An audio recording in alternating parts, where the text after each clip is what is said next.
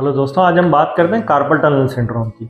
Carpal tunnel syndrome क्या है? Basically बहुत सारे लोगों को हाथ में, मेनली अंगूठे की साइड पे भारीपन रहता है, दर्द होता है और उनको जब कोई बारीक चीज़ वो उठाते हैं, जैसे कि कोम कर रहे हैं या पेन से लिख रहे हैं, तो उनकी ग्रिप बराबर नहीं आती है।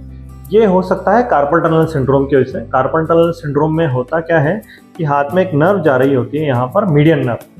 वो मीडियन नर्व आसपास के लिगामेंट, आसपास के टेंडन्स की वजह से या उनमें कुछ स्वेलिंग होने की वजह से वो कंप्रेस हो जाती है, वो दबने लगती है और उस नर्व के आगे सप्लाई वाली जो मसल्स हैं और जो एरिया है उसमें पेन होने लगता है और वो जो मसल्स हैं उनके अंदर वीकनेस आने लग जाती है, जिससे कि उसकी या तो ग्रिपिंग कम हो जाती है या पेशेंट को उसमें हाथ में हैवीनेस लगता है या पेन लगता है या सुनपन लगता है।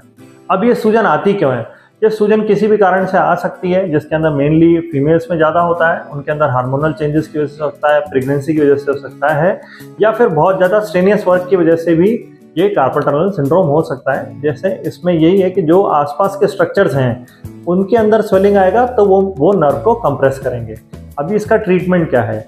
ट्रीटमेंट में पहले हमको डायग्नोसिस कंफर्म करना है। डायग्नोसिस कंफर्म करने के लिए उसके अंदर एनसीवी कराते हैं, नर्व की जांच कराते हैं और एक सोनोग्राफी कराते हैं, ये देखने के लिए कि नर्व वापस वाकई में दब रही है या नहीं दब रही है। यदि वो दब रही है तो इसके भी ग्रेड्स हैं, 1 to 4 ग्रेड्स में। अगर वो 1 और 2 ग्रेड के अंदर आ रहा है तो उसके अंदर पास में एक इंजेक्शन लगाते हैं, जिससे वहाँ टेम्परली स्वेलिंग कम हो जाती है और नर्व इम्प्रूव हो जाती है। यदि इंजेक्शन लगाने के बाद कुछ महीनों बाद या सालों बाद पेशेंट को प्रॉब्लम ज़्यादा आती है या फिर इंजेक्शन लगाने से बहुत सिग्निफिकेंट फ़र्क नहीं पड़ता या फिर मरीज़ का ग्रेड ज़्यादा है, 3rd ग्रेड 4th ग्रेड ऐसा है या सीवियर ग्रेड का है, तो फिर हमको उसको एक छोटा कट लगाकर उसको टनल को रिलीज़ कर देते हैं।